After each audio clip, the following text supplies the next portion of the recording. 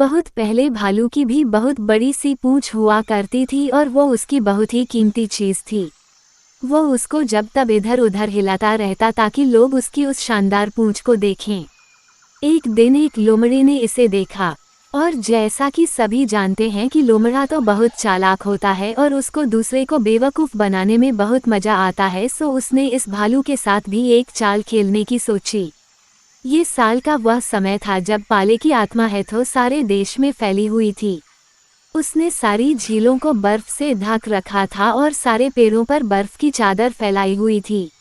लोमड़ी ने बर्फ में उस जगह एक छेद बनाया जहां वह अक्सर घूमने जाया करता था। वहां जाकर वह उस छेद के ऊपर बैठ गया और अपनी पूंछ उस छेद में डाल दी। कुछ ही देर में उसकी पूंछ में बहुत सारी मछलियां चिपक गईं और उसने बहुत सारी मछलियां पकड़ लीं।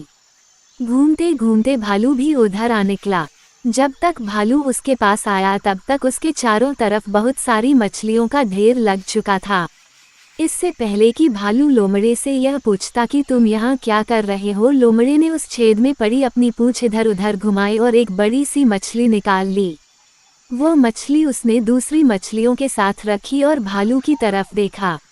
लोमड़ा बोला, भालू भाई नमस्ते, आज तुम कैसे हो? भालू उसके चारों तरफ लगे मोटी मोटी मछलियों के ढेर की तरफ देखता हुआ बोला, नमस्ते लोमड़े भाई, मैं तो ठीक हूँ, पर तुम यहाँ क्या कर रहे हो? लोमड़ा बोला, मैं तो मछलियाँ पकड़ रहा हूँ। क्या तुम भी अपने लिए मछलियाँ पकड़ने की कोशिश करना चाहते हो? भालू ने लोमड़े के मछली पकड़ने वाले छेद के ऊपर झुकते हुए कहा, हाँ हाँ, क्यों नहीं। लेकिन लोमड़े ने उसको वहीं रोक दिया और बोला, अभी रुको भाई, ये जगह अब ठीक नहीं है। जैसा कि तुम देख रहे हो मैंने यहाँ से करीब करीब सारी मछलियाँ पकड़ ली हैं। अब हमको मछली पकड़ने के लिए कोई नई जगह ढूंढनी चाहिए जहाँ तुम बहुत सारी मछलियाँ पकड़ सको। और यह कहकर लोमड़ा वहाँ से उठा और चल दिया तो भालू भी उसके पीछे पीछे हो लिया।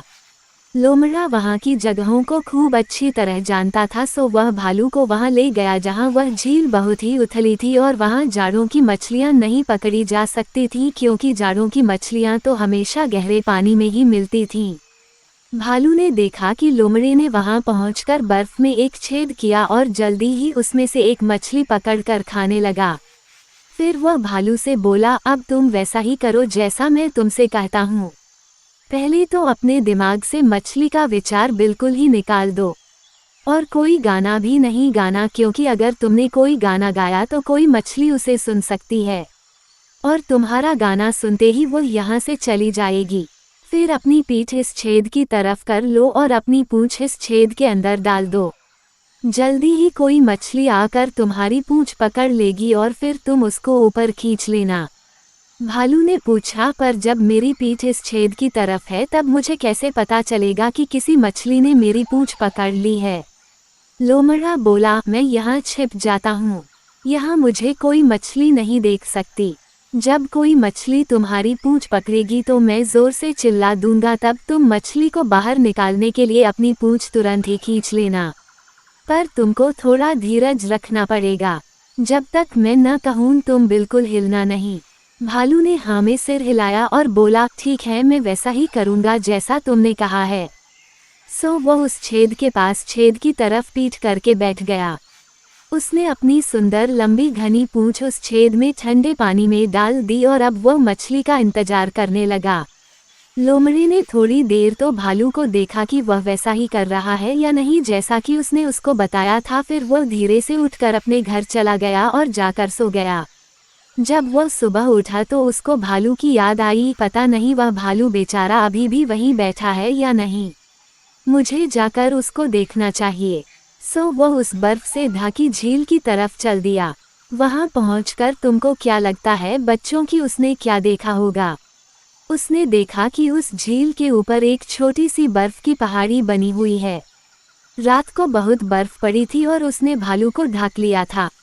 उधर भालू भी लोमड़े की आवाज का इंतजार करते करते कि लोमड़ा कब कहेगा, अब मछली ने तुम्हारी पूंछ पकड़ ली है, अपनी पूंछ खींच लो, सो गया था। भालू इतने जोर से खर्राटे भर रहा था कि उसकी आवाज से झील की सारी बर्फ हिल रही थी। लोमड़ी को ये सब देखने में इतना मजा आया कि वह तो हंसते हंसते लोटपोट ही हो गया। जब लोमड़ा काफी हंस चुका तो उसको लगा कि अब समय आ गया है जब मुझे इस बेचारे भालू को जगाना चाहिए। वह धीरे से भालू के कान के पास पहुंचा और एक गहरी सांस ली और चिल्लाया, भालू अब तुम अपनी पूंछ खींचो। भालू चौंककर जाग गया और उसने जितनी जोर से वह खींच सकता था उतना जोर लगाकर अपनी पूंछ खींच ली। पर रात भर में तो ठंड में उसकी पूंछ उस झील के पानी में जम गई थी, सो वह उसके खींचते ही टूट गई। भालू ने पीछे की तरफ देखा कि उसकी पूंछ में कोई मछली है या नहीं, पर यह देखकर तो वह रो पड़ा कि उसकी तो पूंछ ही चली गई थी। वह रोते रोते चिल्लाया, ओ लोमड़े के बच्चे, मैं तुझे इसके लिए देख लूंगा। पर लोमड़ा तो भालू के झपटने से पहले ही वहां से कूदकर भाग चुका था। इसीलिए आज तक भालू की छोटी ही पूंछ है और वे लोमड़ों को भी पसंद नहीं करते। अगर कभी तुम किसी भालू को कराहते हुए सुनो तो शायद वह इसीलिए कराह रहा होगा कि उसको उसके साथ बहुत दिन पहले की गई लोमड़े की वह चाल याद आ गई जिसमें लोमड़े ने उसकी पूंछ तोड़ दी थी।